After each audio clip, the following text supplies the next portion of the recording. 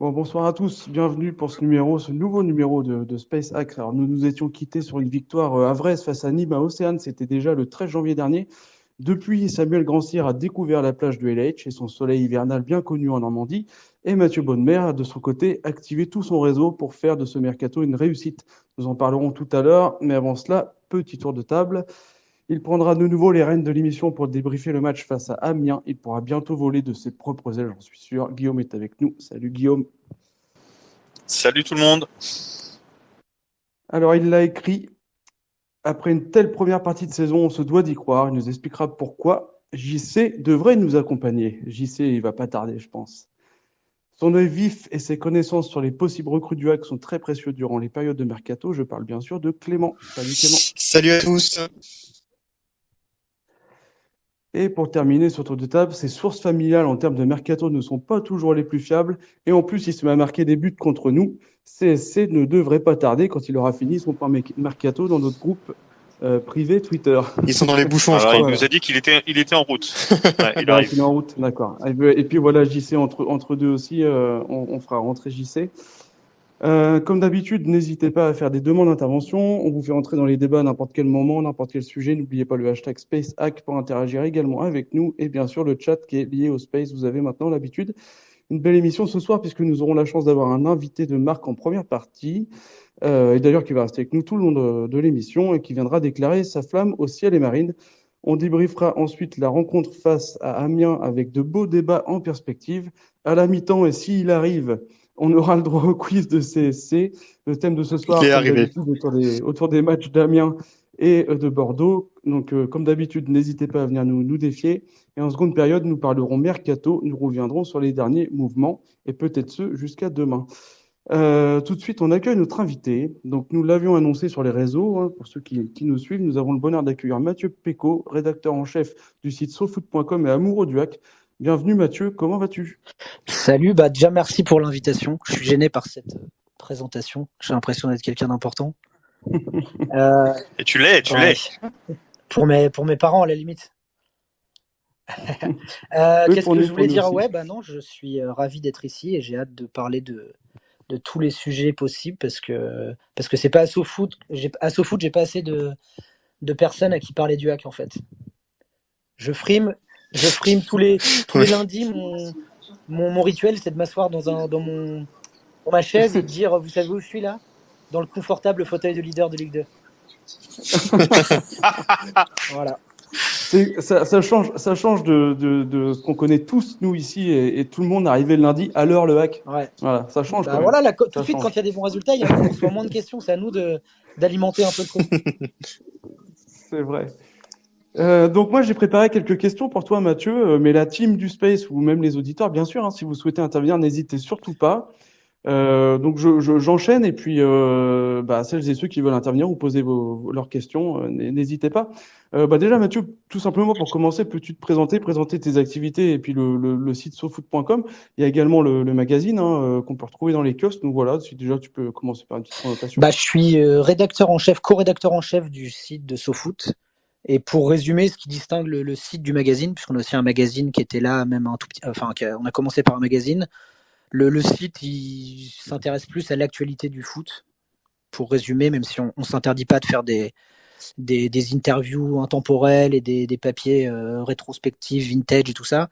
Mais globalement, voilà, nous, on est plus concentré sur l'actualité et le magazine euh, peut se permettre de prendre un tout petit peu plus de recul puisque c'est un mensuel. Donc voilà. Et je suis à SoFoot depuis 2007. Il y a une petite parenthèse, mais voilà.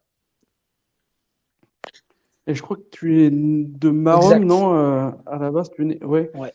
Et du coup, on sait que tu as fait un documentaire sur le rappeur Havre Médine, un documentaire qui se nomme Made in Normandie, qui est dispo encore sur Internet. Et justement, le hack cette saison a l'air de vraiment vouloir intégrer tous les talents locaux dans sa communication, dans ses courts-métrages de présentation du maillot, etc. Et c'est une très bonne nouvelle, non? Ouais, bah j'ai vu sur sur les réseaux sociaux de Medine que lui, comme son fils, qui est son petit dernier, je sais pas s'il joue, enfin il joue pas mal au foot, je crois. Ils ont les maillots, les casquettes du hack, on en voit dans certains clips. Et ouais, j'ai l'impression que je suis même pas sûr qu'il y ait une volonté d'attirer tout le monde, mais que ça se fait un peu naturellement vu que tout le monde devine, voit qu'il y a une bonne ambiance. Moi, j'habite pas au Havre, mais j'imagine que ça doit se ressentir un peu dans la ville, et puis tout le monde a envie de participer à la fête, quoi. Même ceux qui n'étaient pas forcément là tout le temps, mais ça veut pas dire que personne n'a vraiment tourné le dos au HAC ces dernières années, quoi. Après, on peut pas demander à tout le monde de s'investir avec une énorme intensité toutes les saisons. Et justement, si on en revient à toi, et c'était une question que JC souhaitait te poser, mais il nous écrit qu'il a des soucis techniques, Ouais, donc je vais sais le pas remplacer. si tu es toujours là, mais c'était la fin de ma réponse. Oui, tu nous entends plus? Allô, je sais pas si tu nous entends. Allô? Allô? Moi, je vous entends très bien. Ouais, moi aussi je vous entends, mais je sais pas, parfois tu as des bugs avec le space là. Je sais pas si Mathieu, tu nous entends? Ah voilà, c'est bugué. Mince. C'est qui nous a rejoint. Si dans le chat, vous pouvez nous dire si ça parce que moi fonctionne je l'ai bien entendu, mais ouais, moi aussi, ouais. je sais pas. Bonsoir tout le monde. Je sais pas si Mathieu, tu nous entends? Il y a eu un souci, non? Oui, c'est bon, c'est revenu? On t'entend très bien. C'est bon, c'est revenu. C'est revenu? On y va? Yes. Allez, Yes. c'est reparti. On a très bien entendu. Par contre, il y a un des gars là qui fait du bruit avec son micro, les gars. Je crois que c'est toi. C'est comme d'hab, pour rien. Ouais. Ah, Mathieu, il a une connexion en cours. Ça marche mieux là? C'est bon? Ah, moi je t'entends, en tout cas on t'entend, mais je sais pas si tu nous entends toi. Ah bah il est parti. Si on l'entend très bien, il n'y a pas de souci. C'est bon pour. Alors, je vais approuver le retour de Mathieu. Hop, excusez-nous pour les petits problèmes techniques. Mathieu, ouais, je suis de retour. Je sais pas si vous m'avez entendu du coup. Oui, on a tout entendu. Pas de souci, on n'a rien loupé, mais ouais, on s'est perdu entre deux, mais on a tout entendu. Et généralement, ça marche très bien dans le replay. Hein. Généralement, il n'y a pas de bug. Du coup, ouais, donc je disais, c'est JC qui souhaitait te poser cette question, mais je vais le remplacer sans problème. Du coup, et pour en revenir à toi, quelle est ton histoire avec le HAC? Moi, c'est très simple. Donc, comme tu as dit tout à l'heure, je viens de Maromme. Donc, pour les gens qui sont pas normands, c'est une ville qui est en banlieue de Rouen. Donc, naturellement, j'aurais pu être supporter du FCR, parce que mon père est un fan de foot normand. Donc, ça peut paraître assez bizarre quand on est supporter du HAC ou du FCR, mais lui, il m'a baigné un peu dans le truc. Enfin, il m'a pas dit, j'avais pas de choix à faire, quoi. Et en fait, il m'a emmené au stade un peu partout. Donc, je suis allé voir Rouen d'abord. Et vu que le HAC était en Ligue 1, un jour, on a fait le grand déplacement. On a fait les 79 km qui séparent Maromme du Havre. Et c'est arrivé direct dans mes veines, quoi. J'ai vu le stade, j'ai vu les couleurs. C'était pour moi, c'était comme ça. Depuis quelle saison, du coup, tu suis le HAC? J'ai du mal. Tout à l'heure, je réfléchissais, je me souviens même pas de mon premier match à Deschazos, mais je devais avoir 10 ans, quoi, je pense. 9-10 ans, 8-9 ans. Un truc comme ça. Ouais, comme beaucoup d'entre nous, passion une dizaine d'années, ça devait être Teddy Bertin, Dorasso. Ouais. Même je les voyais en match amicaux aux intersaisons. Il y avait Thierry Goudet qui jouait à l'époque, donc voilà pour le coup de vieux. Ah oui, là c'est pas tout jeune. Oh, ça va, ouais. Moi j'ai pas connu ça, je suis désolé. Moi j'ai connu Philippe Mahut, les gars, sur le maillot. C'est pas mal. Oh, putain. Goudet, ouais, c'est 91 à 93, donc ouais, c'est ça, j'avais entre 8-10 ans. Ouais, c'est ça, pareil. Ouais, respect. Ça colle. Et si on fait un tout petit bond en arrière, donc beaucoup moins lointain, et qu'on retourne à l'été dernier, à l'arrivée de la nouvelle équipe dirigeante, quel était ton sentiment à ce moment-là, Mathieu? Moi, honnêtement, j'ai cru tout de suite parce que professionnellement, c'était deux personnes que je respectais. Et je demandais à voir parce qu'en fait, après, ils sont relativement jeunes dans le métier, donc ça peut aussi échouer. Mais je partais avec un a priori positif parce que je savais au moins qu'il allait avoir de la nouveauté. C'était pas des vieilles recettes, de prendre des vieux coachs qu'on a déjà vus partout, tout le temps, qui souvent entraînent en Ligue 2 en plus. Et j'avais l'impression qu'ils arrivent. Enfin, quand on voit le nom de Bodmer arriver, on sait qu'il vient et qu'il va avoir un pouvoir, quoi. Qu'il va pas être la marionnette de quelqu'un. Et donc, moi après, j'ai pas les compétences pour être directeur sportif ou entraîneur. Donc après, je me dis, ils vont faire le taf, quoi. J'ai confiance en eux, c'est des professionnels. Et puis Bodmer, on savait tous plus ou moins qu'il avait un réseau et un regard sur son métier. Donc moi j'étais assez excité. Et après, le truc qui me freinait un petit peu, c'est que l'effectif, honnêtement, je le voyais pas aussi fort que ça, quoi. c'est là que je suis en train de relativiser mes connaissances en foot parce que le groupe, je le voyais moins fort que plein d'autres saisons et finalement, voilà, c'est la meilleure saison ça va peut-être être la meilleure saison de l'histoire de la Ligue 2. Enfin, c'est exceptionnel, quoi. Mais je pense eux aussi, hein, ils se voyaient pas aussi haut. Bah ouais. Enfin, je pense que personne se voyait aussi haut. C'était imprévisible. C'est exceptionnel, quoi, parce que quand on voit Keshta, donc moi, par exemple, qui ne vois pas de match de l'équipe réserve du HAC, c'était qu'un nom pour moi, donc je savais pas ce que ça valait réellement. Le fait que Le Guen et tout le monde ne voulait pas le prolonger, bah, je m'étais dit si Bodmer le signe, c'est pour voir, quoi, enfin pour le mettre dans le groupe et on verra, mais je pensais pas que ce serait quasiment le meilleur joueur de la première partie de saison, que ce sera un titulaire indiscutable et qu'on dépendrait de lui, quoi. Alors JC fait sa star, il arrive bien après là. Salut JC, tu nous entends Ouais, ça y est. cette fois? Bonsoir tout le monde. Ouais. Alors ta question est passée, mon JC. Salut JC. Salut tout le monde. Moi, je Salut, suis JC. désolé, j'ai même pas pu écouter la réponse. Eh ben, tu la réécouteras dans le replay. Bon, je t'entends bien, c'est le principal, mais j'ai eu vraiment des soucis techniques. Là, c'est parfait. Pas de souci. Mathieu, du coup, d'une manière plus générale, quel est ton sentiment? Bah, on en a un peu discuté là maintenant, mais par rapport à la saison havraise, et puis aussi, peut-être, tu peux nous livrer ton sentiment depuis la reprise post-Coupe du Monde. Bah, la série d'invincibilité, déjà, je ne l'ai pas vu venir, puisqu'après le match de Valenciennes, je me suis dit, aïe, aïe, aïe, ça va être peut-être une saison compliquée. Et j'ai eu peur de la trêve parce que je me suis dit, comme tout le monde, que les trêves, ça sert aussi parfois à réparer les équipes malades et à enrayer les machines bien huilées. Donc j'ai eu un tout petit peu peur, mais en fait, dès qu'on a vu les premiers matchs, je me suis dit, bah non, je suis con d'avoir eu peur parce que tout va très bien.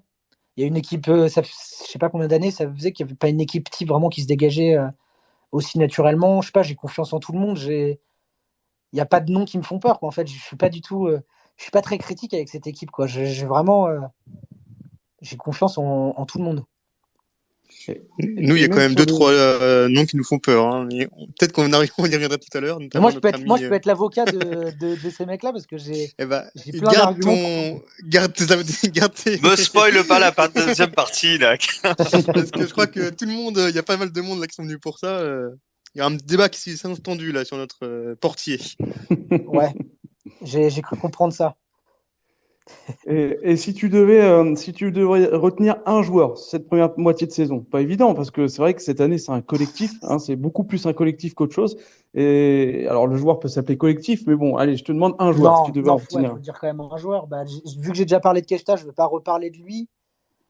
Le plus fort, le plus évident, c'est Lecal, parce que, bon, à part la première heure qu'il a fait à Amiens, il est quand même très fort. Je sais pas, peut-être que je dirais Sanganté quand même, vu que c'est un défenseur et qui. C'est vrai aussi. Hein. On parle beaucoup de Lloris à juste titre, mais Sanganté, il est quand même. Je sais pas, je trouve qu'il a pris confiance en lui, il est costaud. Il a montré qu'en fait, c'était lui le plus fort entre Sanganté et Isaac Touré, en fait. Je sais pas, je me dis que c'était vraiment la bonne idée de le garder et de lui donner toutes ces responsabilités-là. C'est vrai qu'à une époque, on se demandait, hein, c'est vrai qu'il était en concurrence avec Isaac et on se disait, non, bah, c'est Isaac devant, mais là, quand on voit Sanganté, ne serait-ce que l'année dernière, cette année, c'est hallucinant. Hein. Il a quoi? Il a 20 ans, je crois. Il a 20 ans, ouais. 20 ans, c'est très jeune, quoi. C'est un poste dans lequel tu es exposé. Ouais. Et lui, il assure vraiment, quoi. D'ailleurs, je pense qu'il a vraiment manqué dans le match à Amiens. Ouais, on en parlera tout à l'heure, mais je pense vraiment qu'il a manqué. C'est vrai. Sinon, Mathieu, que t'inspire Lucas Elsner à part sa beau gosse attitude? Sa beau gosse attitude, déjà, c'est quand même, je suis quand même obligé d'en parler. C'est beaucoup déjà. C'est déjà énorme. Surtout qu'on a déjà eu Thierry. Non, je. Non. C'est gratuit, ça. Non, j'ai rien dit. J'ai pas fini ma phrase. Non. Je suis désolé. Elsner, c'est.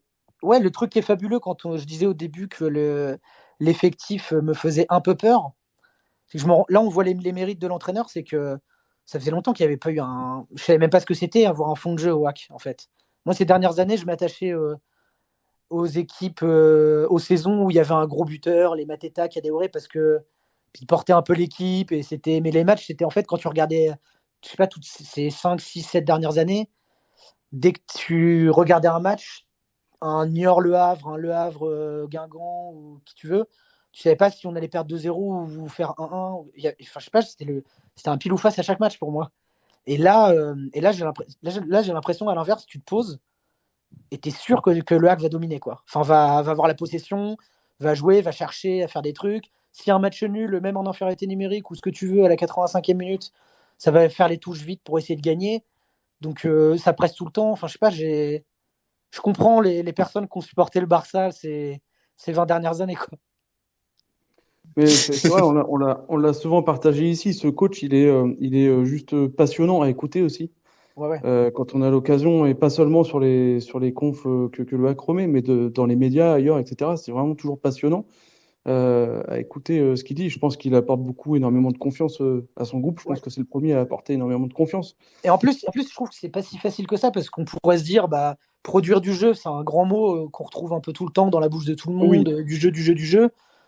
D'ailleurs, on critique les équipes qui soi-disant jouent moins bien, mais en fait, enfin, je sais pas, je trouve que c'est dur à mettre en pratique, quoi. Surtout quand tu arrives et que tu as un groupe où il y a trois mecs qui étaient pas du tout, qui avaient jamais joué quasiment en pro l'année dernière, des recrues des mecs de 28, 31, 32 ans qui ont eu leur pic de carrière à Clermont ou en étant un peu remplaçant à Auxerre, et finalement, ils t'ont fait une machine de guerre, quoi. Donc, tu es obligé de reconnaître que c'est lui, en vrai, l'homme fort de la première partie de saison.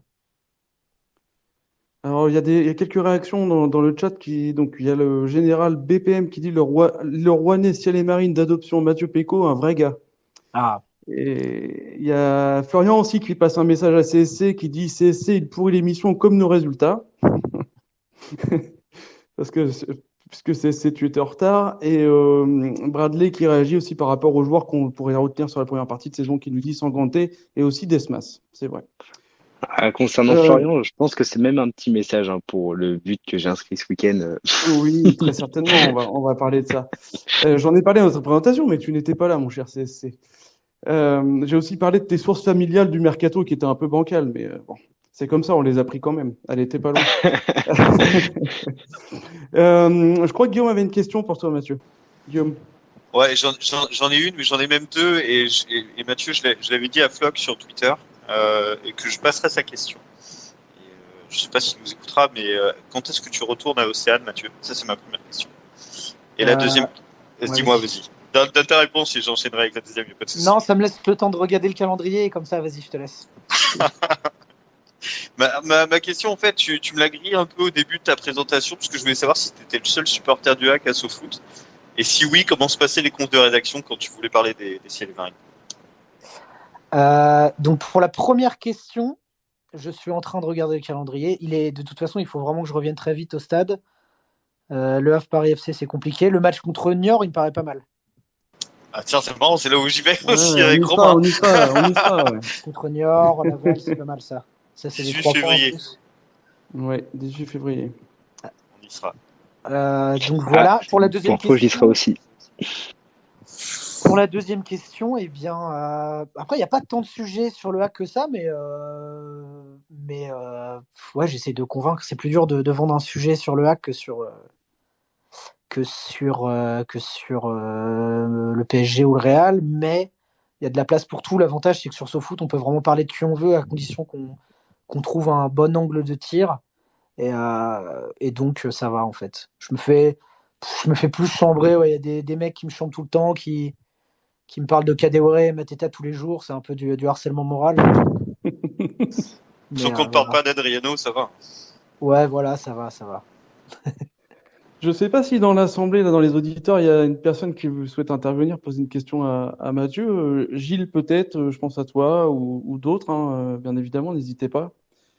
N'hésitez pas à demander la parole, sinon on va... Ou dans la team du Space aussi, peut-être. CSC, Clément, JC. Moi, j'avais une question sur ton parcours, Mathieu, avant d'arriver à SoFoot. Comment SoFoot est arrivé comme ça dans ta vie Alors, j'ai commencé donc à Paris-Normandie, c'est le chemin le plus assez classique. J'ai fait des piges pour Paris-Normandie et au bout d'un moment, je me suis demandé ce que je voulais faire, ce que j'aimais en ce moment. J'ai adoré SoFoot, j'ai écrit à SoFoot, on m'a dit de venir. Et donc c'était en 2007, donc c'était beaucoup plus petit qu'aujourd'hui. Et on m'a directement donné ma chance. Et j'ai adoré. J'ai eu un coup de foudre immédiat. Et donc j'ai travaillé pendant 1 ou 2 ans en tant que stagiaire pigiste. Après, j'ai eu une parenthèse de 7 ans, je suis allé au Luxembourg. Je bossais dans un quotidien luxembourgeois. Je suivais la sélection nationale luxembourgeoise, entre autres. Et je continuais de collaborer avec SoFoot de manière ponctuelle. Et puis en 2016, je suis revenu. J'ai voulu revenir à Paris et je suis revenu. Ouais, D'accord. pour le vrai foot, la Ligue 1, la Ligue 2, parce que le Luxembourg. Bah, le Luxembourg, c'était les matchs de l'équipe nationale, c'était trop cool. Je plaisante. On jouait contre le. Je dis on pour le Luxembourg. Hein. S'il y a un Luxembourg-France, je suis pour le Luxembourg, moi, en vrai, au premier degré. Et Ah. tu pouvais pas nous ramener une petite pépite Il y en a luxembourgeoise plein. J'ai essayé de militer discrètement sur Twitter et tout, mais ça a jamais accroché. Mais j'ai des noms. J'attends de rentrer en contact avec Mathieu Bodmer, mais là, en même temps, ce serait déplacé de vouloir apprendre son métier à Bodmer. Donc, je fais le deuil d'un Luxembourgeois au hack, mais le jour où il y a besoin de moi sur ce réseau-là, je saurais répondre à toutes les questions. Est-ce qu'il y a déjà eu un Luxembourgeois au hack? Faudra demander ça Non. à Hackstat. J'ai- Non, j'allais- non. D'accord. J'allais dire, il te faut un luxembourgeois qui est né à Évreux, mais c'est Ouais. pas possible. J'y ai pensé également. Naturalisé. Mais- Un mec d'Evreux naturalisé luxembourgeois. Ça va commencer à être compliqué. Mais par contre, t'as un Havrais qui a joué au Luxembourg, Alan Ogel. Je sais pas s'il y joue encore d'ailleurs. Un ancien. Ah oui? Alan Ogel. D'accord. Un, Waouh. un ancien de la N2. Mais je sais pas s'il joue encore. J'ai fait rentrer Vendry. Bonsoir. T'avais une question peut-être pour Mathieu?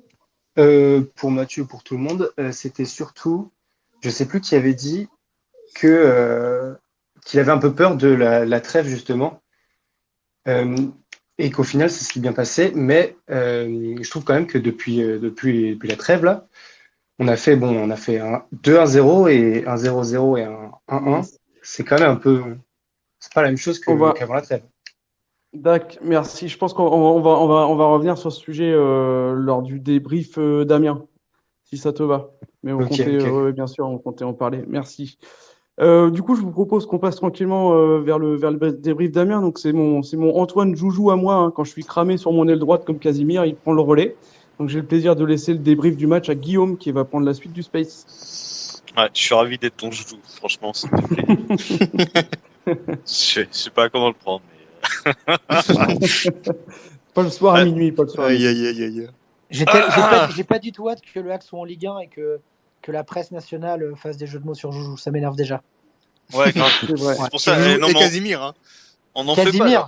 Casimir et Joujou, tout le monde va se moquer de nous. Ça m'énerve déjà. Ouais. Déjà qui déforme Yacine Kefta en Yacine Kefta sur Bein Sport, alors imagine le Ouais, reste. Sangaré aussi derrière. Ah, mon Dieu. Il y a des trucs comme ça, ouais. Allez, bien. bah c'est parti, je vous emmène à Amiens, moi.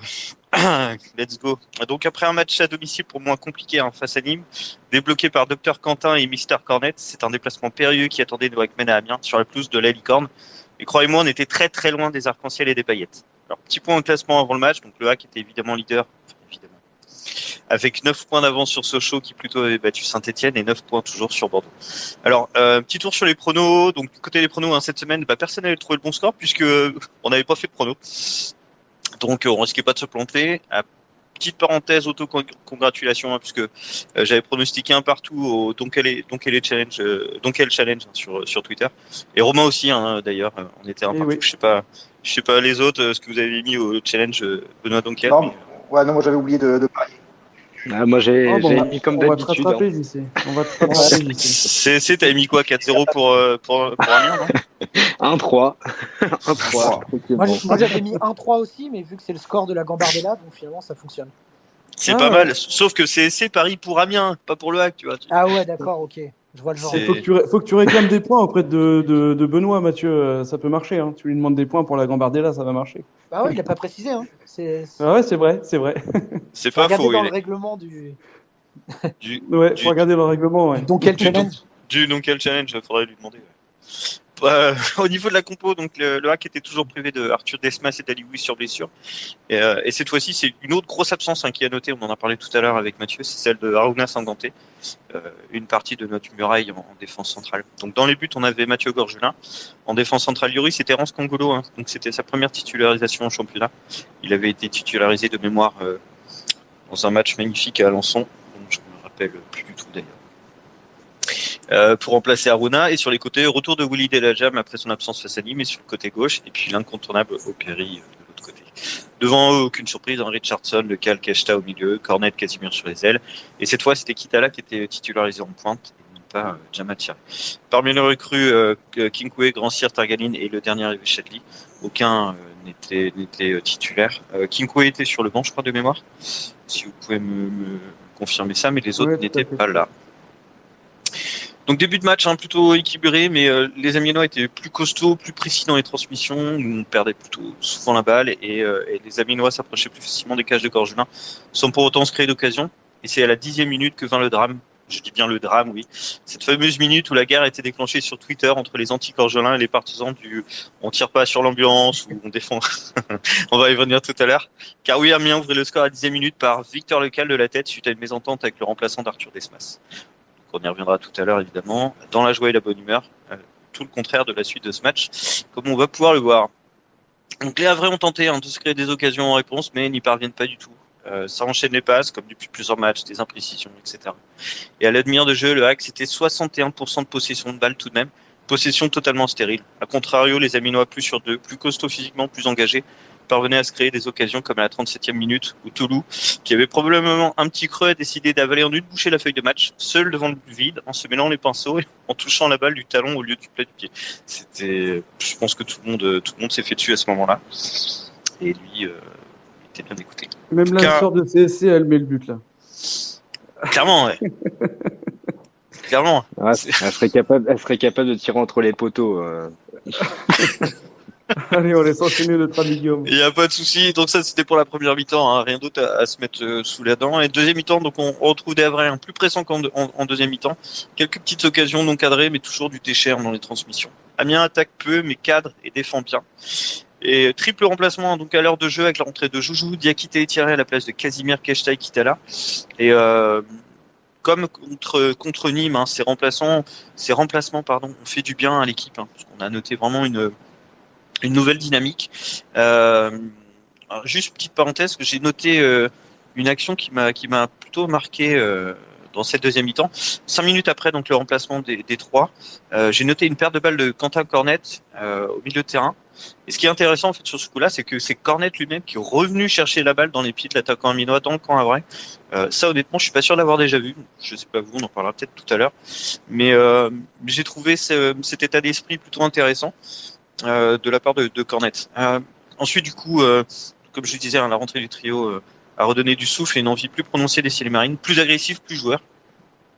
À noter ensuite les entrées de Mbemba et de Mahmoud à la place de Richardson et Cornet.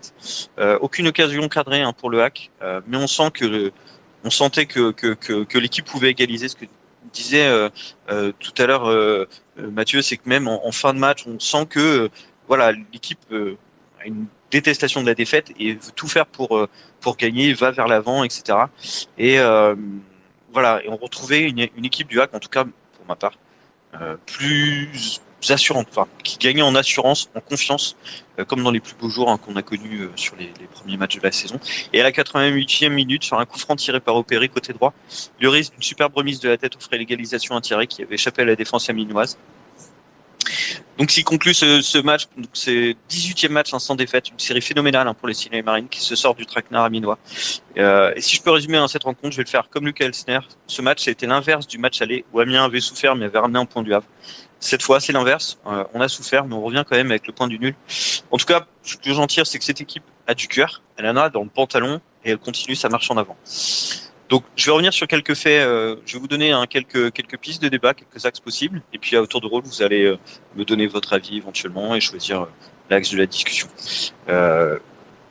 Pour le premier thème que j'ai retenu, c'est plutôt sur la jeunesse du milieu de terrain. Keshta, Richardson, Casimir, je trouve qu'ils sont moins bien depuis quelques matchs, depuis la trêve. À votre avis, est-ce qu'il faut faire tourner et notamment titulariser Joujou, qui a fait un pour moi, je trouve un deuxième très bonne prestation au sein de l'équipe havraise. Deuxième sujet, évidemment, le clash autour de Mathieu Gorgelin. Donc, mésentente avec le Cal, absence de communication, but gag. À qui doit-on cette erreur? Aux deux, peut-être, je ne sais pas. Voilà, à qui la faute? Voilà, je vous laisserai en débattre. Et troisième sujet, c'était autour de la prestation de Congolo, puisque je trouve honnêtement qu'il a trouvé ses marques au fur et à mesure en deuxième mi-temps. C'est un joueur qui me faisait un peu flipper quand je l'avais vu à Alençon et qui, je trouve, a gagné en confiance au fur et à mesure de la partie, surtout en deuxième mi-temps, comme le reste de l'équipe. Et j'ai trouvé vraiment bon en remplacement de Sanganté, parce que ça me faisait peur son absence. Et puis dernier sujet, le Hack est-il un club de deuxième mi-temps, puisque marque quand même beaucoup de buts en deuxième mi-temps, et surtout l'équipe a l'air de se réveiller et d'être totalement différente sur beaucoup de matchs en deuxième mi-temps. Mathieu, écoute, à toi l'honneur. Est-ce qu'il y a un sujet sur lequel tu veux revenir? Sur celui de Mathieu Gorgelin, a priori, je pense. Moi, tous les sujets m'intéressent énormément. Non, je vais plutôt commencer par parler du milieu de terrain et puis de laisser les choses s'envenimer après quand ça va parler Gorgelin. Mais pour le milieu de terrain, moi je pense que c'est pas une mauvaise idée de tourner parce que comme on disait au début, Keshta c'est sa première saison, donc fallait s'attendre en fait à ce qu'il y ait un coup de moins bien physiquement. Là pour le coup, moi des trois sur la première heure de jeu, je trouve c'est le meilleur, même des trois, meilleur que le Cal même, meilleur que Richardson. Mais on voyait aussi qu'il tirait la langue, donc sa sortie elle a fait du bien. Mais ce qu'il a fait sur le terrain, moi, j'ai pas trouvé ça ridicule du tout. Mais je pense que c'est plus physiquement le problème. C'est pas parce qu'il est moins bon, mais c'est on sent qu'il a besoin de souffler un petit peu, de démarrer 2-3 matchs sur le banc, et puis après on le remet pour la dernière ligne droite. Richardson aussi, en fait. Enfin, sa sortie, elle a fait du bien. Il fait une énorme saison, mais pourquoi pas le sortir? Moi, j'ai été surpris par Diakité. Je pensais pas qu'il avait ce niveau-là. Jusqu'ici, c'est pas que je restais sur ma faim, mais j'en voyais pas assez pour avoir un avis, et là je l'ai trouvé vraiment bon. Il prenait des risques, il s'engageait bien, quoi. Il se cachait pas, et je pense que ça me ferait pas peur de démarrer un match avec Diakité titulaire. Ouais, effectivement, même je mets Casimir aussi dans la balance. C'est vrai que j'avais pas mis ça sur le compte de l'usure, de la fatigue sur le dernier space. J'avais plutôt parlé moi personnellement d'un manque de confiance de Casimir, du fait que il n'arrive pas à marquer de but alors qu'il s'est créé énormément d'occasions. Mais effectivement, la fatigue aussi doit rentrer dedans, puisqu'ils sont titulaires quasiment depuis le début de la saison. Et je pense qu'il est hyper important de faire tourner. Je suis entièrement d'accord avec toi. Pour Casimir, c'est vrai que tu as raison, il y a aussi le truc de la confiance. La fatigue, c'est quand même aussi évident, donc c'est un peu comme Keshta, et peut-être dans des proportions plus importantes. Et il a pas eu de chance parce que je trouve qu'on a beaucoup insisté sur son côté en première mi-temps. Et il était impuissant, il était un peu seul. En plus, Kitala, voilà, il revient de blessure, donc les automatismes, c'est pas encore complètement ça. C'est dans une phase où le Hack était dominé. Et je trouve qu'il se fatiguait pour pas grand-chose. Et surtout, le truc de confiance que j'avais même pas spécialement marqué. Je crois que j'ai juste remarqué ça il y a quelques journées, qu'il est toujours pas marqué. Et je trouve que ça se voit parce que il frappe même plus jamais quasiment maintenant. Non, c'est ça, ouais. Il sait pas trop quoi faire, même quand il y a des positions où il pourrait tenter. Il essaie de faire des passes, on sait pas trop qui et tout. Mais alors que c'est dommage parce que il devrait pas, si gamberge, je lui demande officiellement d'arrêter de gamberger parce que c'est un bon joueur et c'est une bonne surprise. Il fait une super saison et je pense que ça va se décanter assez facilement. En plus, il est pas avançant, donc c'est pas très très grave qu'il ait pas marqué non plus, quoi. Non, complètement. Et c'est vrai qu'il s'est quand même créé pas mal d'occasions, surtout en première partie de saison. Et ce petit débat, on revient sur la question de Vendry tout à l'heure par rapport au moins bien de l'équipe. Je pense que le milieu terrain comme ça, la jeunesse qui s'essouffle, je pense que ça a totalement une incidence par rapport au niveau de jeu du reste de l'équipe. Je ne sais pas ce que t'en penses, Mathieu, ce qu'en pensent les autres. Si vous voulez intervenir, n'hésitez pas. Ouais, je pense, pour revenir sur la question de Vendry, que cet essoufflement vient surtout du milieu de terrain.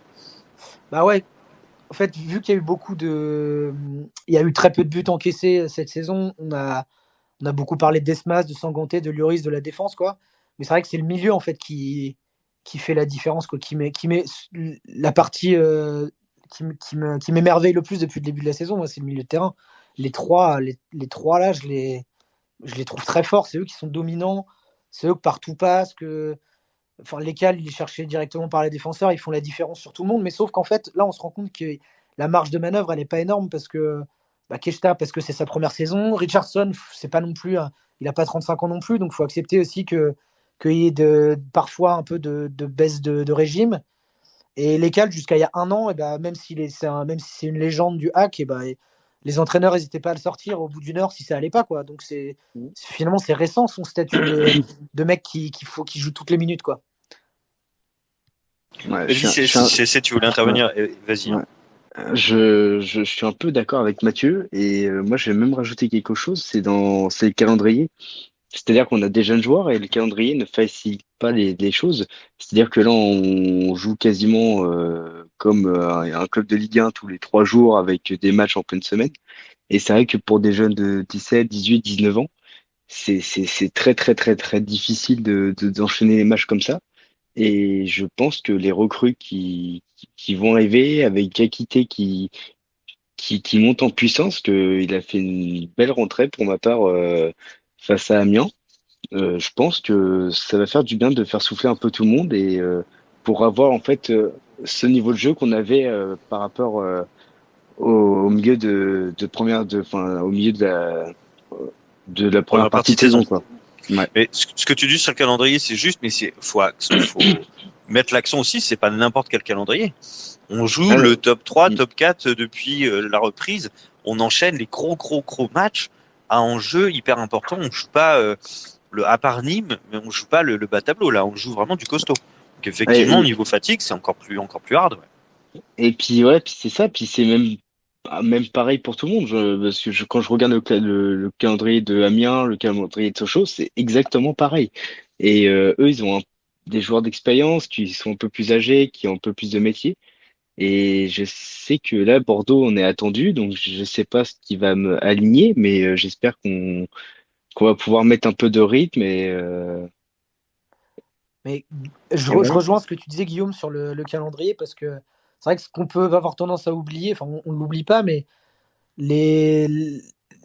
ça joue un tout petit peu moins bien, mais vraiment c'est parce là on a des problèmes de riches, il faut avoir conscience de ça quand même cette saison. Mais à côté de ça, on ne perd pas alors qu'on joue que les gros. Donc je pense que là vraiment j'allais dire faut laisser passer l'orage, mais il n'y a même pas d'orage. Mais faut attendre un petit peu, mais c'est quand même, je trouve ça assez magnifique de maintenir l'invincibilité dans ces conditions-là, alors que les mecs commencent à fatiguer et qu'en plus on est attendu au tournant. Et surtout, moi je trouve qu'il y a des Amiens, moi j'ai trouvé vraiment qu'ils étaient très forts pendant une heure, quoi. Je me suis dit putain, j'ai regardé leur classement, je me suis dit putain, en fait non, clairement ils peuvent viser la montée pour moi, hein. Si ça se goupille bien, ils sont pas ridicules. Je sais pas ce qu'ils vont faire de leur fin de mercato, mais pour moi avec Bordeaux, Sochaux et Metz, ça va se battre pour la montée, quoi. Je suis tout à fait d'accord avec toi, Mathieu, et pour en revenir un peu au match d'Amiens, j'ai trouvé en fait, on joue moins bien techniquement et par rapport à certains matchs où qu'on surdominait, là en deuxième mi-temps, on avait le ballon et je trouve que on faisait toujours 2, 3, 4 touches de trop à chaque fois et on perdait énormément de temps sur les transitions. Il y a des moments où on avait des ballons de contre, il y avait moyen de faire quelque chose et on ralentit et on revient et on ressouffle. Je pense qu'on est vraiment essoufflé physiquement. C'est vrai, c'est ça, c'est la fatigue, c'est ce que disait Mathieu, tout à fait. Ouais. Si vous me permettez, on va passer au deuxième sujet. Alors, on va essayer de se modérer. Clément, je vais te lancer sur Mathieu Gorgin. Dis-moi, qu'est-ce que tu penses de... Vas-y, il faut bien quelqu'un pour débuter. Tu veux pas demander à Romain? Romain, il est chaud sur Gorgin. Romain, il est pas là, il est à la buvette. Allez, on va essayer de débattre autour du but du CSC, hein, de Lecale, dans le but de Gorgelin. On va essayer de rester posé par rapport au débat qu'on a vu sur Twitter, qui était assez extrême, que ce soit d'un côté ou de l'autre. Je trouve, et vous autres aussi, j'ai l'impression que les débats étaient assez envenimés, et j'ai pas envie que ça se passe comme ça ce soir. J'aimerais bien qu'on en parle calmement, sans rentrer dans les extrêmes. Alors vas-y, dis-moi ce que tu en penses, en tout cas de cette séquence à la 10e minute et ce but de Lecale. Alors moi, concernant Gorgelin, je suis pas forcément ni pour ni contre, bien au contraire. C'est pas, en tout cas, c'est sûr que c'est pas un mec qui est fait pour être titulaire. C'est un numéro 2 depuis Lyon, depuis toujours, c'est un numéro 2 ce gars-là. Après, ce que j'ai remarqué, que ça soit sur le but de Lecale ou sur même certaines actions, c'est que j'ai l'impression qu'avec ses défenseurs, il a vraiment du mal à communiquer. Et le but de Lecale, c'est typiquement en fait un manque de communication, mais aussi un manque d'expérience de mécanique entre les deux en fait. C'est-à-dire que Lecal, à mon avis, cette tête-là, c'est Desmas au but. En effet, Desmas, il sait que soit il va sortir sur le ballon, il a pas besoin de faire la tête, soit Desmas va rester à son but, donc il va faire la tête. Tu vois, avec Gorgelin, il est entre les deux, il sait pas trop où se placer, et du coup, Lecal la met dedans. Mais c'est pas forcément l'erreur de Gorgelin, c'est pas forcément l'erreur de Lecal. On va dire que c'est l'erreur de la conjoncture, quoi. Après, pour revenir sur le cas Gorgelin, c'est un mec, voilà, c'est un numéro 2. Moi, ce qui m'a le plus saoulé, c'était le match contre Caen, là, il y a un an, là, où il était sorti du terrain, la bouche en fleurs. C'est ça vraiment qui m'avait vraiment énervé. Juste après sa boulette, oui. Je me souviens. Ouais, là, franchement, j'avais vraiment eu les nerfs contre lui parce que c'est un mec, quoi, tu demandes s'il est pro, quoi. Là, maintenant, qu'il fasse ça, bah, ça arrive. C'est pas forcément, voilà, c'est un numéro 2, quoi. Tu vois, c'est comme c'est un remplaçant. Il aurait été titulaire, j'aurais eu un autre discours. C'est un remplaçant, il est pas forcément là. Euh, c'est pas lui qui va nous rapporter tous les points de la saison, quoi. Tu vois. Donc voilà, je suis pas aussi critique que Romain et CSC, mais C'est je suis bien. pas non plus On commence forcément à le défendre à tout prix, tu vois. C'est-à-dire que s'il se barrait demain du club, je vais pas le retenir. Mais c'est pas pour ça que je veux qu'il se barre, quoi. Ça marche. Et toi, JC, dis-moi, ton avis Ouais, sur en fait, tout ça. mon avis, en fait, quelque part, c'est qu'on cherche tous à savoir qui est le fautif de cette situation. Quand même, moi, j'ai regardé plusieurs fois l'action, ça va quand même très très vite. C'est vrai que ça se joue à une demi-seconde. On voit bien que Lecal regarde Gorgelin et au même moment, paf, lui, il s'avance. Bon, moi, mon idée, c'est plus Lecal qui fait l'erreur, dans le sens où, en fait, à la base, il y a un duel entre Lloris et Kakuta. Kakuta qui fait une sorte de coup de sombrero sur Lloris. Et en fait, Lloris, je pense qu'il va récupérer le ballon. Et c'est à ce moment-là que Lecal intervient et va mettre ce coup de tête. Mais après, c'est vrai que c'est plus une erreur de communication, mais est-ce qu'ils ont eu le temps, en fait, réellement de communiquer? Enfin, est-ce qu'il aurait eu le temps de communiquer? Et moi, je pense pas. Donc, pour moi, c'est Lecal qui fait ce geste qui semble franchement assez dangereux dans le sens où c'est comme un bon coup de tête. Donc, c'est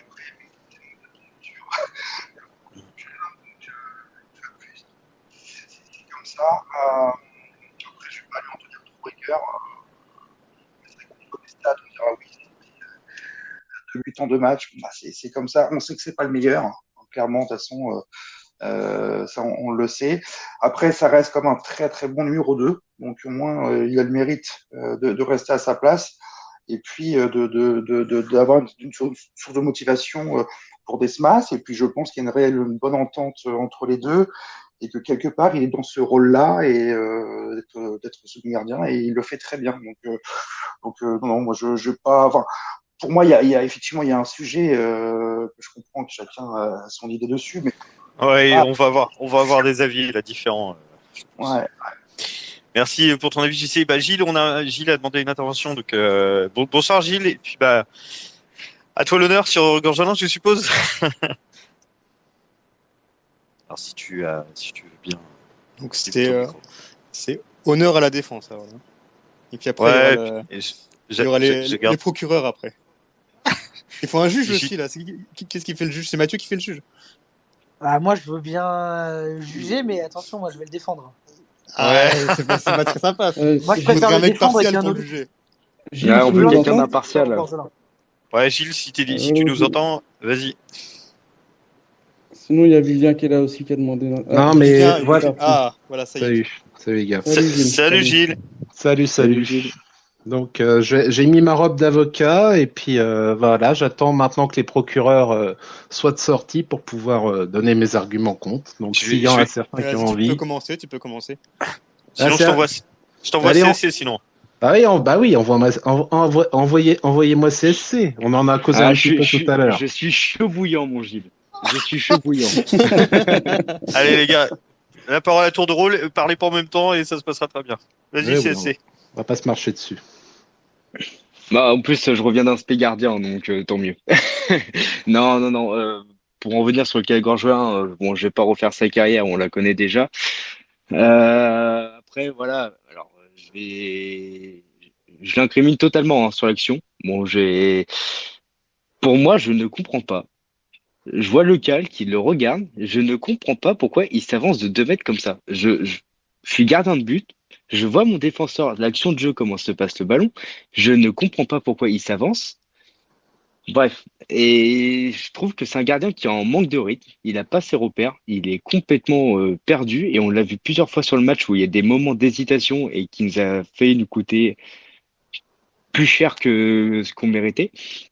Mais je trouve que sur l'action, il n'a pas à s'avancer comme il a fait. Puis après, voilà, il s'est passé ce qui s'est passé, quoi. La parole à la défense, vas-y Gilles. Bah, tu dis que tu vois pas ce qui s'avance. Moi, je vois bien. C'est que techniquement, il voit que le ballon est là. Il voit que son coéquipier s'apprête à faire la passe. Parce que là, depuis 1 minute, là, j'ai remis le replay du match et je me regarde l'action en permanence. Et moi, je pense sincèrement qu'il pense que s'il y a quelque chose à faire, c'est que le Cal peut lui donner un petit ballon, mais il imagine à aucun moment qu'il va lui mettre un exocet qui va finir dans la lucarne opposée. Moi, on m'a toujours dit, de toute façon, règle numéro 1, quand tu fais ta passe en retrait au gardien, jamais tu cadres ta balle. Jamais. Justement, parce que au cas où il y a une erreur du gardien, au moins ça finit pas au fond. Et ensuite, par rapport à ça, Gorgelin, j'ai vraiment eu l'impression, quand il s'est pris le but, mais vraiment, j'ai eu l'impression, allez, hop, on va remettre des balles dans le chargeur, et puis, bah, c'est Gorgelin, bah, on peut se faire plaisir.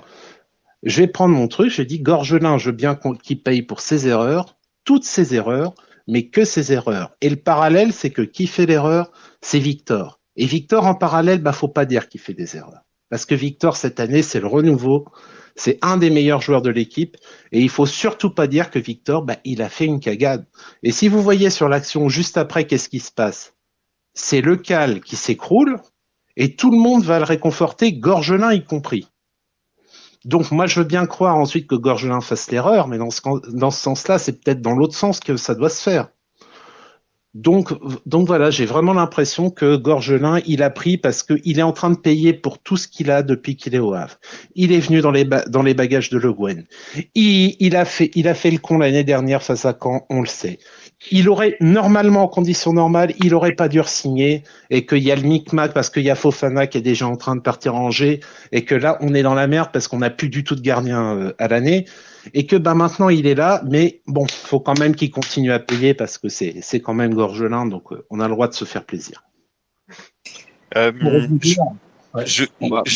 vais laisser parler Vivien qui a demandé à intervenir et puis on va essayer de conclure assez rapidement pour passer à la suite. Mais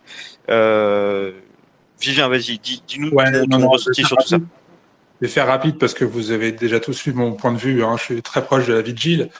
Je pense que par rapport à Gorgelin, il y a clairement un délit de sale gueule vis-à-vis de lui. Je pense de façon systématiquement, on tombe sur lui. J'ai déjà vu des commentaires. Je me rappelle des commentaires d'avant le match contre Nîmes où il devait rentrer et remplacer Desmas. C'est avant même qu'il ait foulé la pelouse, on le descendait à tout va sur les réseaux sociaux, sur Twitter en particulier. Et au-delà du fait de jeu de l'autre jour, effectivement, la responsabilité pour moi les partager, mais c'est même pas le problème. C'est que voilà, c'est vraiment le délit de sale gueule, et je ne supporte pas ce. Pour moi, il y a vraiment, je vis ça comme un sentiment d'injustice vis-à-vis de lui parce que j'ai pas l'impression que ça soit un méchant type, c'est un brave type. Il a ses qualités, il a ses défauts. C'est pas le meilleur joueur du hack, clairement pas. Desmas est pour moi largement supérieur, mais le problème il est pas là. C'est avant tout un être humain, il mérite le respect. Et moi, je suis désolé, quand j'ai lu l'autre jour que tu l'as traité de pitre. Enfin, après, on n'a peut-être pas la même signification, la même définition du mot pitre, mais c'est le genre de choses que je n'accepte pas. Enfin, moi, personnellement, c'est pas dans mon éducation. Je suis peut-être un vieux con, je l'ai dit l'autre jour, mais c'est quelque chose qui me sort par les yeux et moi, je suis pas sûr que si un jour, celle-ci, sur les réseaux sociaux, on te traitait de pitre, tu accepterais ce genre de remarques. Voilà. Faut pas faire aux autres qu'on n'a pas envie de se faire. Le débat est lancé. Je pense qu'on a vu passer 10 fois pire, Vivien, sincèrement. Ah non, mais franchement, il y a aucune vulgarité dans ce que je dis. Il y a aucun manque de respect. C'est juste le problème, c'est que Gorgelin. Alors, je vais pas l'incriminer à chaque match, mais il fait toujours une connerie. Il fait toujours une connerie. Il me rappelle Fabien Farneux qui a été très irrégulier avec nous, qui a été très bon, mais parfois très faible. Mais il y a aucune méchanceté dans ce que j'ai dit. Et quand je dis pitre, c'est surtout il a refait une connerie, et c'est pour ça que j'ai utilisé ce mot-là. Moi, je pense qu'on a la même définition du mot pitre, et c'est pour ça que j'ai utilisé ce vocabulaire-là. Et pour rebondir sur ce qu'a dit Gilles tout à l'heure, sur les règles de base quand on fait des passes au gardien, sur l'action, regarde le ballon, il est entre le point de penalty et les 6 mètres.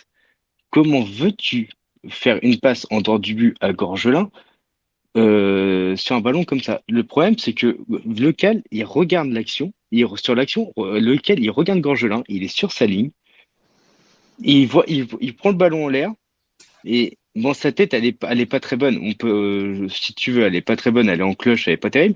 Mais si Gorgelin reste sur sa ligne, il y a aucune connerie à avoir. Et je pense que c'est ce qui s'est passé. Et pour moi, Gorgelin doit lui parler. Il doit y avoir une communication, et c'est ce que je reproche en fait à Gorgelin. Parce que Gorgelin doit s'imposer, c'est sa surface, et il doit être le patron. Alors, si vous me permettez, les gars, je vais juste. Est-ce que je peux devoir ajouter un couper. mini mot sur Gorgelin ou pas? Allez, bah justement, j'allais te passer la parole, monsieur le juge. Bah, Tu tranches. je veux bien être le juge, justement, parce que là, je vais pas répéter les choses avec lesquelles je suis d'accord, notamment de Gilles et Vivien.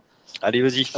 Mais moi, au-delà de tout ça, je pense que faut faire attention avec les critiques sur des mecs comme ça.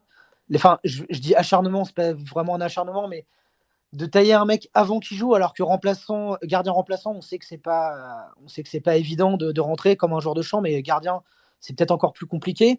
Et au-delà de ça, moi, les critiques, je trouve que ça peut être, faut faire gaffe parce que les supporters de Lyon, par exemple, des supporters de Lyon, pardon, sont capables de le faire avec des Toko Ekambi, des même Kadewere l'année dernière, Marcelo et compagnie. Et je trouve que c'est contre-productif parce que on n'a rien à gagner. C'est pas en disant du mal d'un mec qui va se mettre à mieux jouer. En vrai, déjà, il a pas besoin. Ça n'a jamais été un bon carburant. Et au pire, le mec, on va avoir besoin de lui parce qu'imagine demain Desmas, il se casse le bras. Ben, on va être obligé de jouer avec Gorgelin et un Gorgelin que tu lynches tout le temps, et ben, ce sera un mec qui sera pas en confiance et du coup tu vas perdre des points et tu vas peut-être pas monter à cause de ça. Donc comment faut encourager les mecs même quand ils sont dans le dur.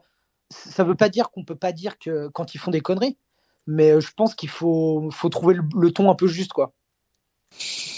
Parfait. Merci, monsieur. Franchement, je ne voyais pas de meilleure manière de conclure ce débat. Merci, Mathieu.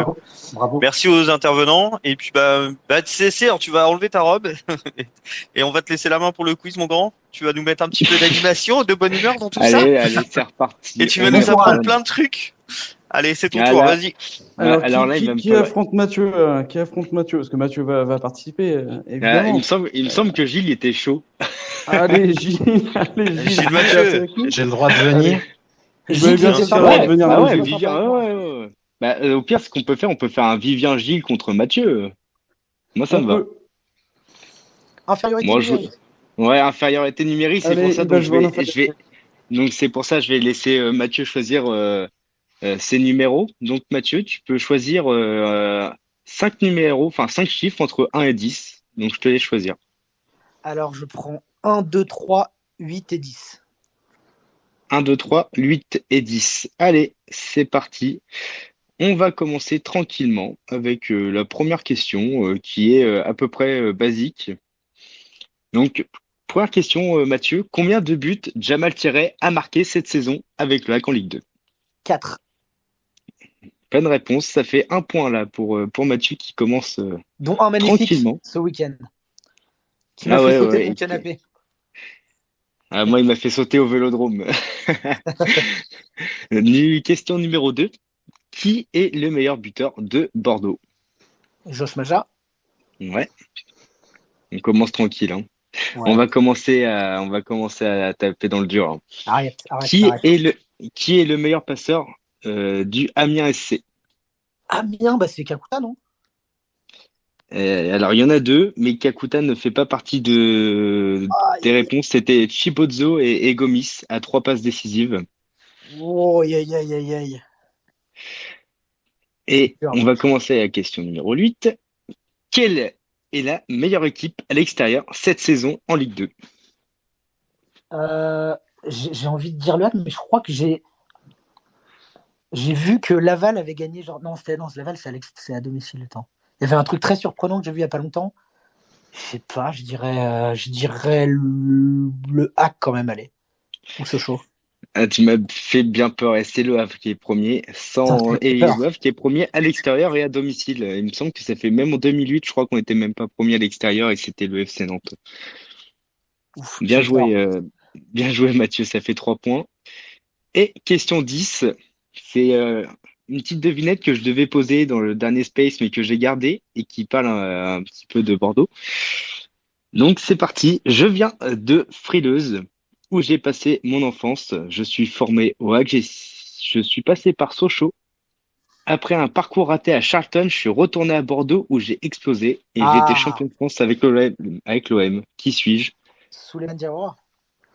Effectivement, c'est un 4 sur 5. Alors là, on a du level ce soir et je pense qu'il y aura match. Il y aura match entre Mathieu et Gilles et Le Vivien. duo, ouais. Très bien. Allez, Le duo d'attaquants. Le duo d'attaquants. Ah non, de défenseurs. Le duo de défenseurs. Gilles alors et là, Vivien. on est C'est sur le deux stoppers. Sanganté et le Loris de Gorgelin. On y Qui va. On est porte sur la deux robe mieux que stoppers. personne. Allez. Bon, on va commencer avec le duo, la charnière centrale. Qui est le meilleur buteur du Amiens SC cette année? Mais tu l'as déjà dit tout à l'heure, non? Ah, Non, il non, a dit non, passeur. Non, passeur Ah, tout à l'heure. passeur, Passeur. excuse-moi. Aïe, Et passeur. voilà, je suis pas. Et voilà, je suis pas. Posez cette bière, monsieur. Oui, oui, tout de suite, tout de suite. Ouais, il a encore de la bière du Paris FC, Romain. Je ne sais pas du tout. C'est ça. On a fait nos Gilles, réserves avec Florian. est-ce que tu sais, Gilles? J'en ai aucune idée. Mais Tolu? Tolu? Ouais, c'est ça. C'est bien tolu. Arauco d'arrêt. 6 buts. Bon, allez, je vous l'accorde. Sans C'est le seul problème. que je connais. Hein. Allez, il aurait pu accroître son avance. Hein. Il a 6 buts. Il aurait pu en mettre un 7e, mais il l'a loupé. Tant mieux pour nous. Qui Je est pense le que meilleur? c'est le regard dissuasif de Gorgelin qui l'a fait rater cette. C'est ça, c'est ça. C'est Et ça. là, Exactement. Amiens, ils sont en train de faire un space en même temps que nous. Ils sont en train de faire le débat autour de Tolu, je crois. Et le but raté. Ouais, ils sont en train de lui mettre la misère. Hein. Ah ouais. Il va partir de toute façon, il s'en fout, il part. Il va en Angleterre. Là, il y a, Ah bah il y a oui. Fouros Mendy Voilà. également hein, qui part de Ouais. Amiens. Ça va faire très Très très mal. fort, fort. Très bon Ah oui. joueur, ouais. Donc, question numéro 2. Qui est le meilleur passeur des Girondins de Bordeaux cette année en Ligue 2? Le petit Géorgien, là, je sais plus comment il s'appelle. J'ai oublié son nom. C'est pas Mikotadze parce que celui-là c'est celui de Metz. Ouais. Si ce n'est pas lui, c'est Gilles, l'autre. Gilles est sur Google en attendant. Alors là, en plus là, j'ai un procès en malhonnêteté intellectuelle. Ça c'est dégueulasse, messieurs. C'est dégueulasse. Bon, est-ce que le petit Géorgien, ça suffit J'ai entendu le Ouais, clavier pendant oui. que tu réfléchissais. Bon, alors, j'ai pas le, C'est j'ai les pas le méninges, début de son monsieur. nom. J'ai pas le début de son nom, mais je sais que ça se termine par Jvili et malheureusement c'est C'est pas ça. lui, c'était Ah, c'est pas Josh Gérard Madja. Gilly. Ah, c'est Madja. D'accord. Ouais, c'était Josh Madja et qui fait une grosse saison avec les Ah oui. Girondins. Hein. 11 Meilleur buts et 3 buteur, passes. meilleur passeur, ouais, c'est bien. Meilleur buteur et meilleur passeur des Girondins, effectivement. Donc on va passer à la troisième question. Et là, on rentre. Là, il faut vraiment suivre la Ligue 2 pour savoir cette question. Et c'est combien de cartons rouges a récolté les Girondins de Bordeaux cette année? Que des matchs de Ligue 2, en Ligue 2. Je dirais 3. Est-ce que, Allez, est-ce je que tu valide tu- parce que j'ai tu aucune valides idée de toute façon. Au hasard Ouais, aussi. Hein. ouais, c'est pas loin, hein, mais c'est 4. C'est 4 cartons rouges, dont un contre le Havre. Au match. Même pas, non, c'est Cornet qui avait pris le rouge, pardon, excusez-moi. Contre Sochaux, Michelin contre Sochaux. Ouais, Michelin contre Sochaux, effectivement. Alors là, il va falloir faire un sans Cornet, faute, hein, les gars. Cornet, il a bon goût, hein. Prendre un rouge de Bordeaux, c'est toujours sympa. Oh Ça vous Bravo, avait Gilles. manqué, je le savais que ça ça, vous avait un- manqué ça. Un c'est point pour magnifique, la vanne. Ah bah, si vous voulez, je peux l'accorder. Comme ça fait un beau match. Mais il reste 2 questions et là, il faut en faire un sans faute. Et là, ça concerne notre équipe. Combien de cartons jaunes ont récolté les Havrais cette saison? Putain, t'es dur dans mes Ouais. questions. Prochaine question, tu vas leur demander ce qu'ils ont mangé hier au petit-déj? Et là, Mathieu, il est content des numéros qu'il a choisis. Ouais. Moi, je vais peut-être les aider. Ça se joue entre 30 et 50. Pour chaque Oh, le salaud! Alors, je vais dire que c'est la réponse à toute question, c'est 42. Oh, faut avoir la ref, là. Clément, il l'a, en tout cas, c'est bien. Ouais, 42, bah nous on est sauvés, on est tranquille. Et non, la réponse était 46 jaunes. Le Havre C'est pas loin. a pris 46 jaunes et Le Havre est la 5e équipe qui a pris le plus de jaunes cette saison. Et on est, je crois on est 12 ou 13e au classement du fair play. Et c'est Valenciennes qui a pris le moins de cartons et c'est Saint-Étienne qui expose les records, je crois, qui a On les a 60 aidés jaunes un peu. et, On les et a aidés 7 un rouges. petit peu, Saint-Étienne. On les a aidés. Ouais. Effectivement. Ils nous en veulent Et toujours pour ça. Moi, mais ils ont pas S'ils vu descendent, c'est de notre faute, c'est obligé. Ouais, puis ils ont pas vu match retour, on va leur coller 4-0, ça va leur faire du bien. Aïe, ça c'est la chose à pas dire. C'est la chose à pas dire. Ouais, mais j'aime pas Saint-Étienne, surtout j'habite à Lyon, donc on m'a instauré une culture. Je te reconnais pas. D'habitude, c'est l'inverse. Hein. Ils vont nous en mettre 3 à domicile, vous allez voir. L'un n'empêche pas l'autre. Mais c'est clair. Non, Et donc, dernière question, hein, Mathieu, t'as gagné, mais on va poser quand même la dernière question. Lors de la 5e journée, le HAC a été tenu en échec au Stade Océane contre Amiens sur le score de 1-1. Et qui était le buteur du match pour les Havrais? Jamal Thierry. Ouais, effectivement, c'est Jamal Thierry. Et je peux vous dire que en termes de scénario, en termes juste comme ça de stats, Amiens avait marqué le début du match et c'est Thierry qui avait marqué à la 72e minute sur une passe de Gauthier Lloris également. Ah oui. Donc ouais, là c'était la copie parfaite du match entre. L'histoire se répète. Tu parles du match aller?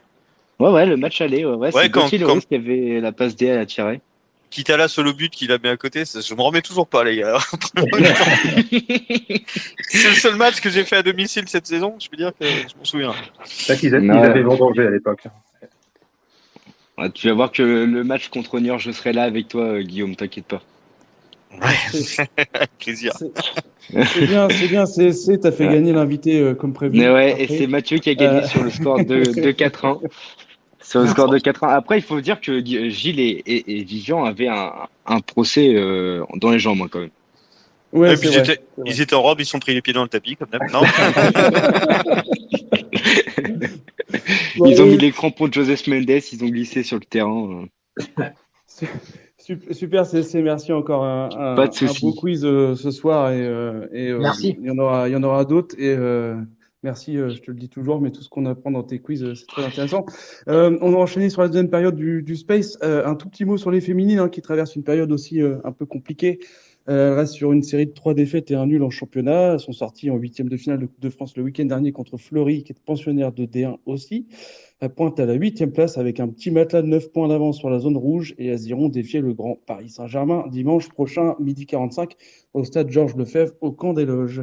De leur côté, les U18 l'ont emporté en 16e de finale de Gambardella, on l'a dit tout à l'heure, 3-1 face à Amiens, doublé de Ngoura. Et je vous rappelle que le tirage au sort des 8e de finale aura lieu mercredi. Alors, veille de mercato, de fin de mercato oblige, nous souhaitions ce soir revenir sur les mouvements havrais pendant ce mercato hivernal qui, selon Benoît Donquel de Paris-Normandie, est désormais clos pour le club cielo-marin. En effet, malgré les approches de Valenciennes, Nîmes, mais aussi de Versailles, Jamal Thierry n'a pas voulu quitter le bateau havrais et souhaite aller jusqu'au bout de son contrat en juin prochain. Nous pourrons débattre autour du sondage aussi qu'on avait lancé la semaine dernière le concernant.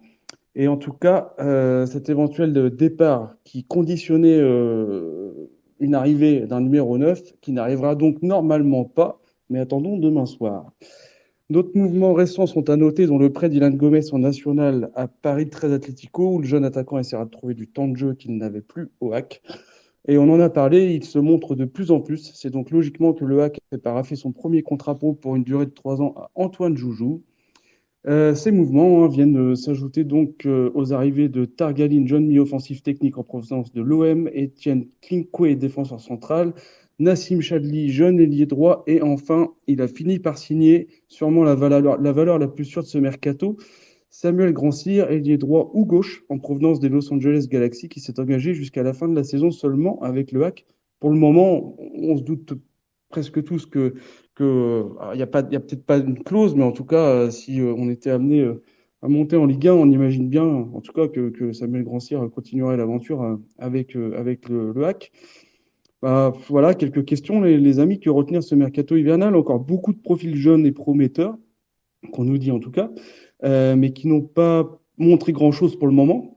On a l'impression que le HAC ose de nouveau quelques paris. Voilà, qu'en pensez-vous, la team? On peut commencer. On va commencer par l'invité. On va commencer par Mathieu. Qu'est-ce que tu penses de ce mercato après?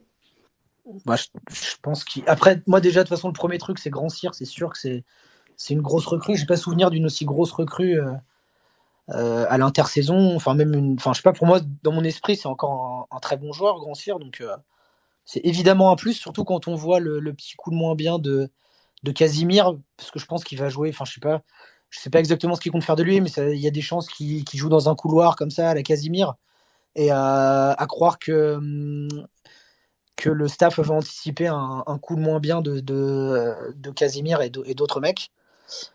Pour le reste, j'avoue que Chadli, je connais pas.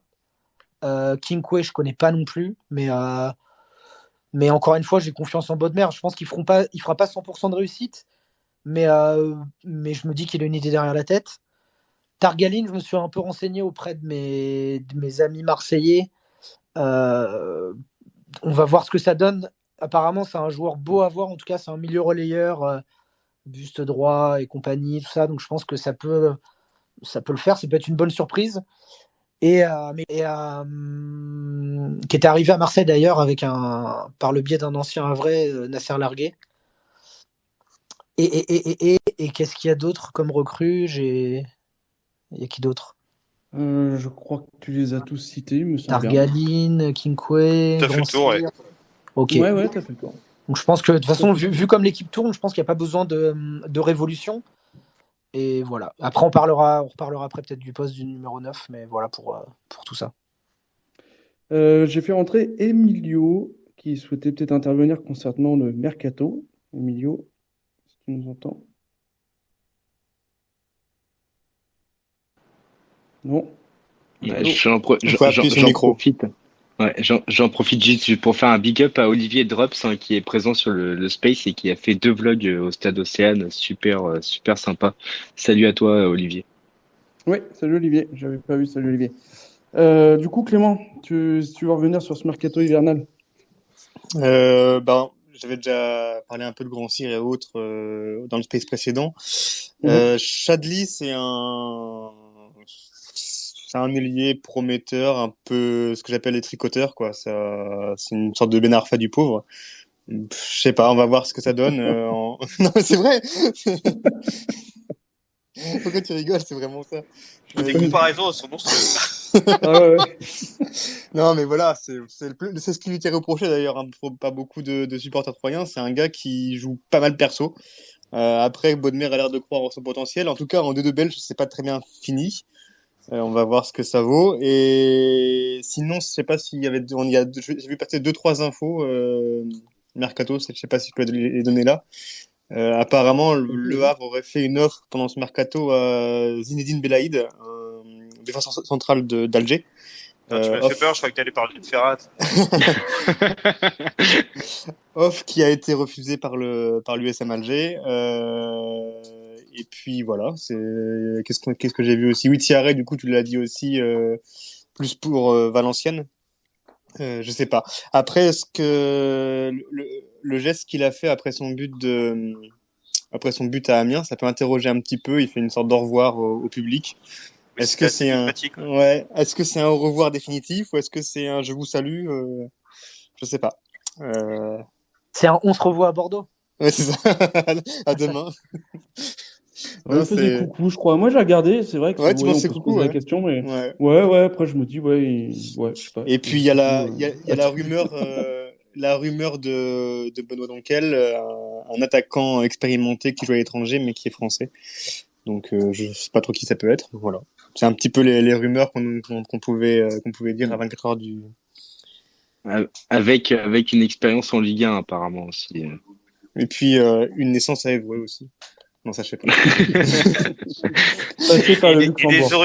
des origines luxembourgeoises, exactement. Non. Voilà. Sinon, je voulais, ouais, toi, tu me demandais ce que je pensais aussi du numéro 9. Je sais pas si on peut aborder le sujet ou pas, ou tu t'as prévu d'aborder. Vas-y, je t'en prie. Ouais. Non, je trouve ça un petit peu dommage parce que, je sais pas si vous vous rappelez, mais il y a un mois, on se disait tous, bah voilà, le mercato, ça va nous permettre de chercher un numéro 9. C'était le but, quoi. Tout le monde disait, il faut un numéro 9, il faut un numéro 9, il faut un numéro 9. Et arrivé, on va être le 31, on a 0 numéro 9, quoi. Alors, on a recruté partout, sauf le numéro 9. Et alors après, on sait que c'est compliqué de recruter, surtout à cette période-là. Est-ce que, du coup, on peut dire que le mercato est raté? Pour moi, il l'est. Voilà. Juste parce que notre Ouais. cible n'a pas été atteinte. Après, D'accord, ouais, parce voilà. ils ont tenté quand même, ils ont tenté Charbonnier. Et après, ils ont Ils ont peut-être été à tenté Charbonnier, d'autres ouais, joueurs mais qu'on voilà. sait pas, Après, mais ils ouais. auraient pu tenter Thierry Henry ou Maradona, ça aurait été la même chose, quoi. Ils ont pas réussi. Pour moi, c'est Ouais, voilà. ça, c'est Pour le moi, résultat, toi, que tu veux. Ouais. ouais, le résultat est pas bon. Pour moi, il manque dans cette équipe un numéro 9. Après, je comprends que quand c'est ce que j'avais dit aussi, quand t'as Thierry, Kitala, on a plus Gomez, mais ça fait un embouteillage en numéro 9, quoi. Mais bon, je trouve ça un petit peu dommage qu'on n'ait pas de numéro 9. Bah ouais, c'est vrai que à partir du moment où Thierry reste, c'est compliqué de recruter quelqu'un parce que déjà, on peut deviner que jusqu'à la fin de la saison, Kitala et Thierry vont se partager le temps de jeu. Donc Thierry, jusqu'au but marqué à Amiens, là, tout le monde s'accordait à dire que ce serait mieux qu'il parte. Finalement, rien que dans son comportement, on voit qu'il a la dalle, il a envie de participer complètement à l'aventure.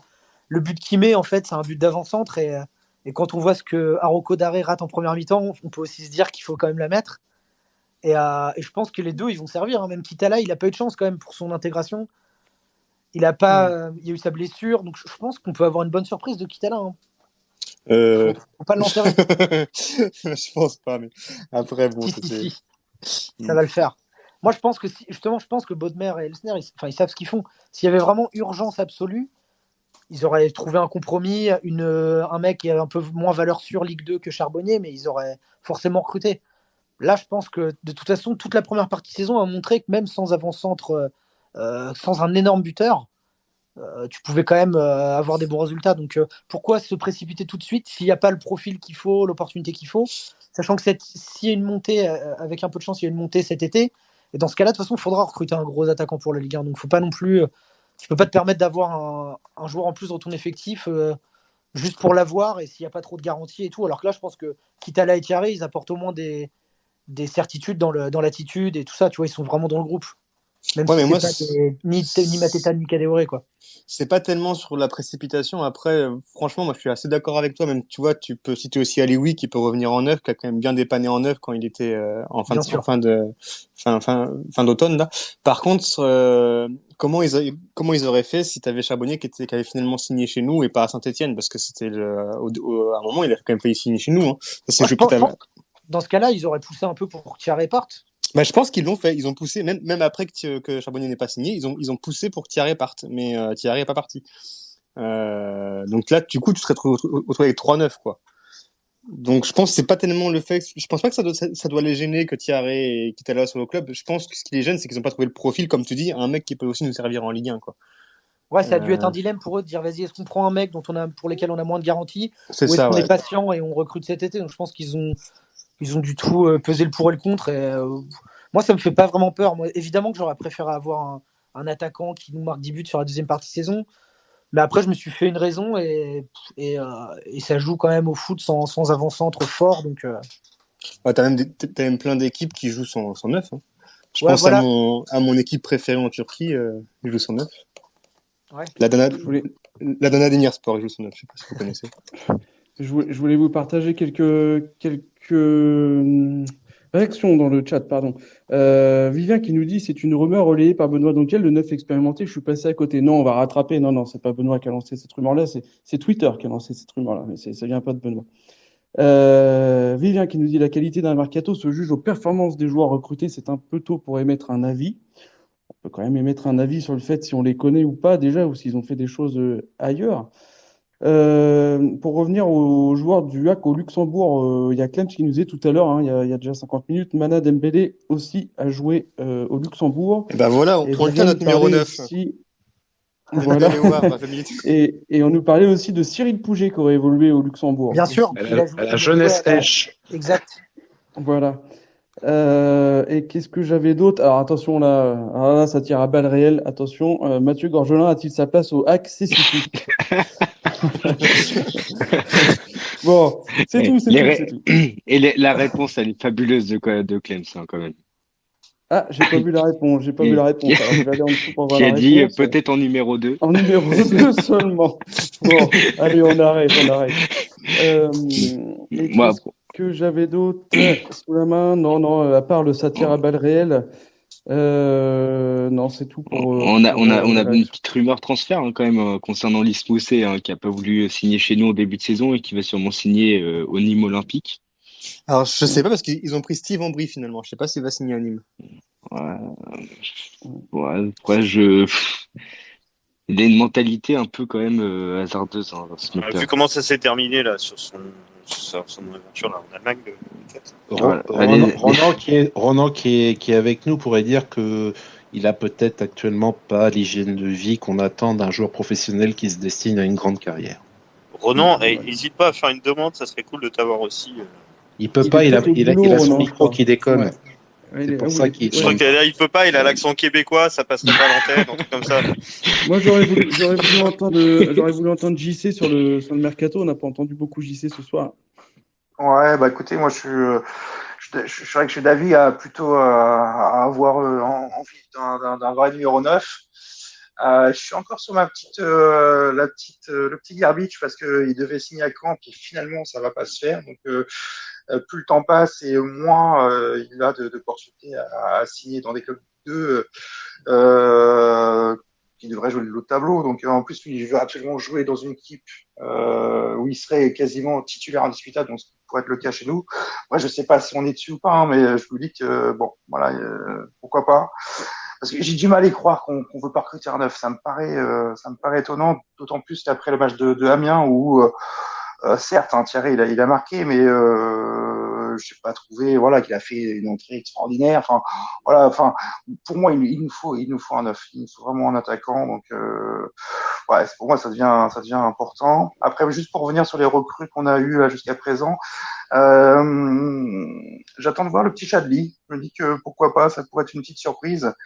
C'est vrai qu'il a pas forcément beaucoup joué en Belgique, mais j'ai vu quelques vidéos de lui et franchement, je me dis que pourquoi pas. En Ligue 2, ça peut être fait pour lui, donc à voir. Donc j'ai hâte en tout cas de le découvrir. Gilles, tu voulais t'exprimer sur le mercato?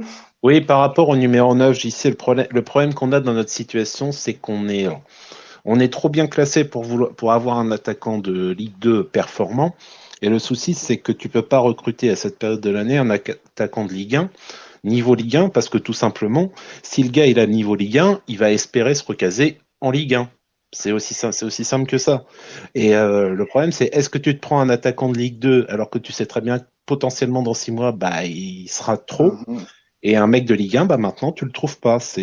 On serait 8e, on serait 10e, bah tu pourrais te concentrer sur un mec Ligue 2, niveau Ligue 2, et ça se passerait très bien. Là, t'as le cul entre deux chaises, entre cette année et la saison prochaine. Je suis d'accord. C'est pour ça qu'il y a pas mal de clubs qui vont à l'étranger. Là, je vois qu'il y a pas mal de comme Caen là qui vient de prendre le petit Silla là qui joue au Utrecht, je crois. Très bon joueur d'ailleurs. Voilà. Est-ce que on nous a promis la data? Est-ce que c'est pas le moment de faire marcher un peu la data là justement?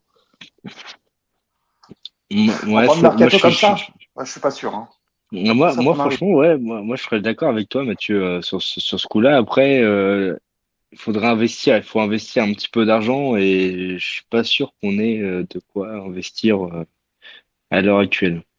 Apparemment, là, sur le défenseur algérien, ils avaient fait une offre de 400 000 euros quand même. Alors après, c'est. Ouais. Après, c'est pas grand-chose. C'est pas grand-chose, malheureusement, quand tu vois les prix de certains joueurs aujourd'hui. Et j'ai vu également un Bordeaux qui est sur Sanyang, l'attaquant grenoblois, et qui, pareil, ont lâché 1 ou 2 millions, il me semble, pour ce joueur. Alors, il y a Ronan qui demande un prêt de Bozok, 20 buts en Turquie la saison passée. Sauf que je crois que Bozok veut rester en Turquie, d'après ce que j'ai vu. Mais il joue à Trabzonspor, c'est ça, je crois, hein, Bozok. Mais Trabzonspor, c'est une très bonne équipe de Turquie.